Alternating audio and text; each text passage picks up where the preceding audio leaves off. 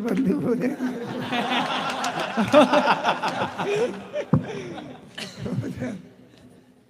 पुन्हा कशाला योग येतो.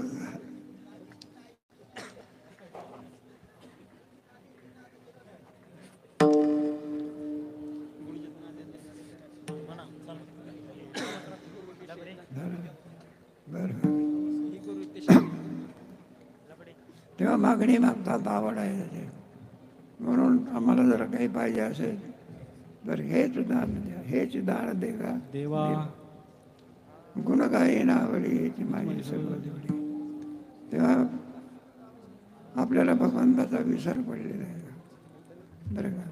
त्याचा परिणाम असा आहे, आपल्याकडून भक्ती होऊ शकत नाही. विठ्ठल विठ्ठल विठ्ठल विठ्ठल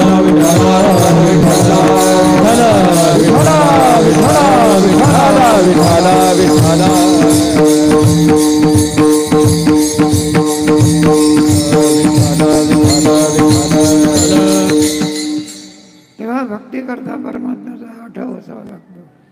असं आहे, तुला विसर चित्तामध्ये परमात्मा असावा लागतो. मग आणि परमात्मा कसा आहे, अनंत गुण परमात्म्याच्या ठिकाणी आहे. समुद्रामध्ये पाणी किती आहे, उजनी धरण आहेत का? मग किती पाणी आहे समुद्र.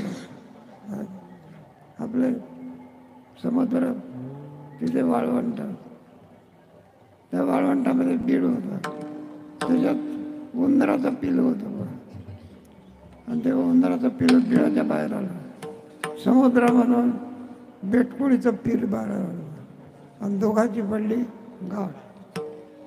ते उंदराचं पिल्लू म्हणायला लागलं, म्हणलं का रे तुम्ही समुद्रामध्ये राहता, तुम्हाला समुद्र किती लांब आहे माहिती आहे का? बेटकुळीच्या पोरानं सांगितलं, म्हटलं बा आम्ही समुद्रामध्ये राहतो, पण समुद्र किती आहे, लांब आहे का काय, आम्हाला त्याचं काही ज्ञान नाही. म्हणजे उंदराचं पिलू म्हणायला लागलं, म्हणलं हे पहा समुद्र माझ्या शेपटा इतका लांब आहे का? कोण म्हणतो? उंदराचं पिलू. आणि उपमा कोणाची देतो? म्हणलं माझ्या शेपटा इतका लांब आहे का समुद्र? म्हणलं किती खोल आहे? माझ्या पाय इतका खोल आहे का?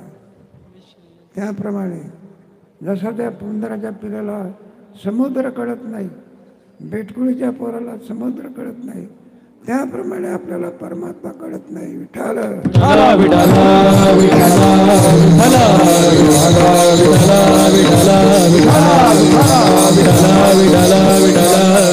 नाही का? आता काय कीर्तन चाललंय, काय वाचन चाललेलं, याला काय कळते?